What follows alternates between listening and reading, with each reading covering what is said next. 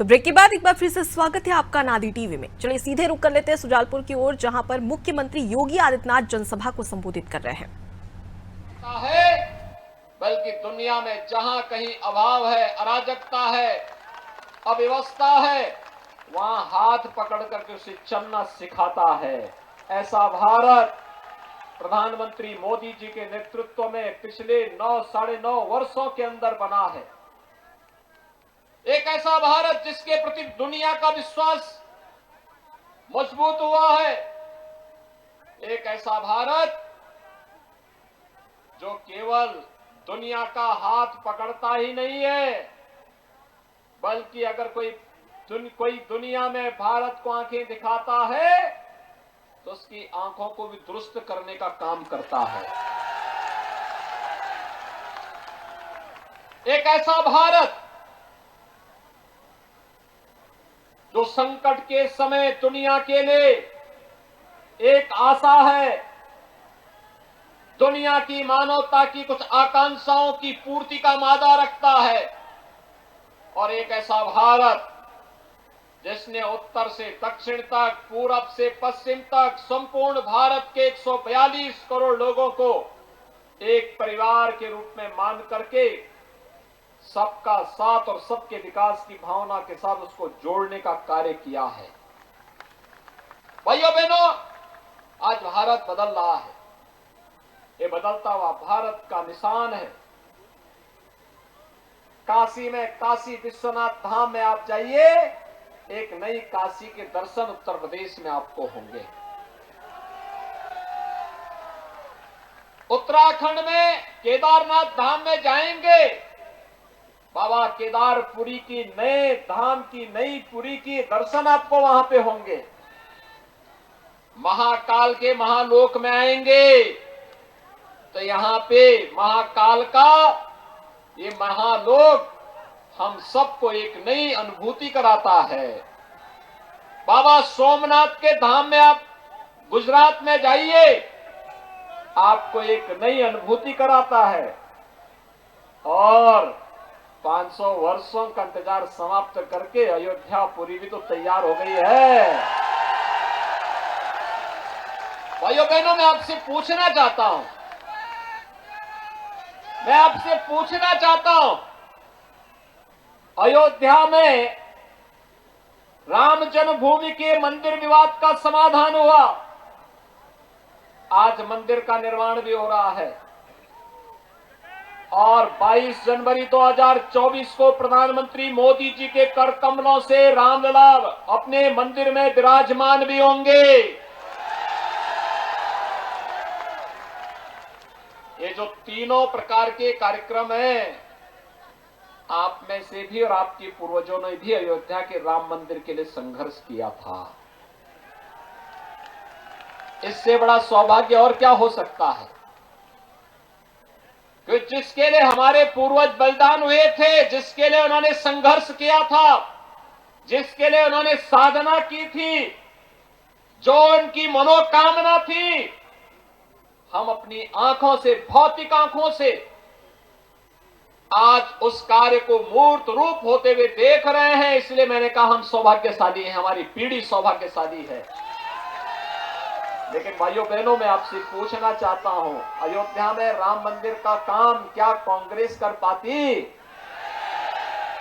कांग्रेस तो चाहती ही नहीं थी, क्योंकि कांग्रेस का नाम ही समस्या है। कांग्रेस चाहती ही नहीं थी समस्या का समाधान हो। कांग्रेस ने तो कह दिया था कि नहीं, कोई परिवर्तन नहीं होना चाहिए। और तो राम भक्तों ने कहा कि गुलामी के ढांचे को हटा देंगे, न रहेगा बांस, नहीं बजेगी बांसुरी। भाइयों बहनों, कांग्रेस ने देश को समस्याएं दी है। एक कांग्रेस ने आतंकवाद की समस्या दी, उग्रवाद की समस्या दी, नक्सलवाद की समस्या दी, भ्रष्टाचार के कारण देश की छवि को धूमिल किया।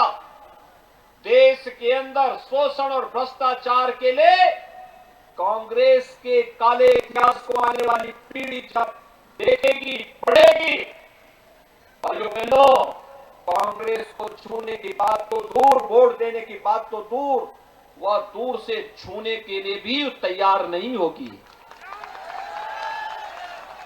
जिस कांग्रेस ने हमारे इतिहास को हर पग पग पर कलंकित करने का कार्य किया हो, उसे अपमानित करने का कार्य किया हो, इतिहास में किस प्रकार के पन्ने पढ़ाए जाते थे? इतिहास में हमें पढ़ाया जाता था कांग्रेस के समय का इतिहास, अकबर महान है, यानी महाराणा प्रताप को ये महान नहीं मानते थे, अकबर को महान मानते थे। एक कांग्रेसियों का इतिहास है। और भाजपा कहती है कि महाराणा प्रताप और छत्रपति शिवाजी महाराज महान है। अंतर स्पष्ट है। एक और गुलामी की निगाहों से पूरे देश को देखने वाली कांग्रेस देश को पुनः गुलामी की ओर धकेलने का कुत्सित प्रयास कर रही थी। दूसरी तरफ अपने राष्ट्रीय स्वाभिमान और सम्मान के लिए जानी जाने वाली भारतीय जनता पार्टी, जो राम और कृष्ण की परंपरा पर भी श्रद्धा रखती है, महाराणा प्रताप और छत्रपति शिवाजी महाराज की परंपरा पर भी गौरव की अनुभूति करती है, राजा भोज की परंपरा पर भी गौरव की अनुभूति करके आगे बढ़ने का कार्य करती है। यह है भारतीय जनता पार्टी। भाइयों बहनों, कांग्रेस ने तो राम और कृष्ण के अस्तित्व को भी नकार दिया था। उन्होंने राम और कृष्ण के अस्तित्व को कहा ये सब तो मिथक है, ये हुए ही नहीं। यानी उनके लिए भारत का इतिहास केवल पंडित जवाहरलाल नेहरू से प्रारंभ होता है और उनके लिए सबसे पवित्र ग्रंथ वही माना जाता है।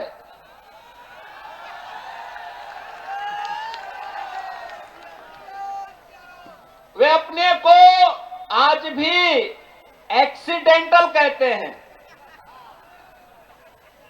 एक्सीडेंट हुआ, कांग्रेसी पैदा हो गए। यानी देश का अस्तित्व है, राम और कृष्ण थे, वे मानने को तैयार ही नहीं, लेकिन हमने माना। लेकिन मानने के लिए शर्त थी, डबल इंजन की सरकार रहनी चाहिए।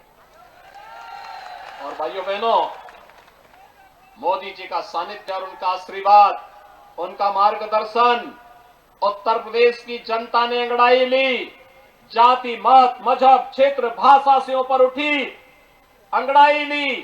भारतीय जनता पार्टी की सरकार उत्तर प्रदेश में आई, 500 वर्षों का विवाद का समाधान हो गया। अयोध्या में राम मंदिर के निर्माण का मार्ग प्रशस्त हो गया। और अब तो 22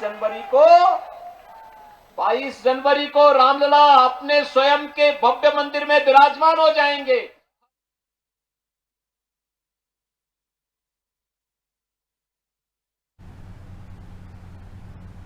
तो शुजालपुर से आपको सीधी तस्वीरें दिखा रहे थे, जहां पर सीएम योगी आदित्यनाथ स्टार प्रचारक हैं और बीजेपी प्रत्याशी के पक्ष में वोट की अपील आम सभा से कर रहे थे।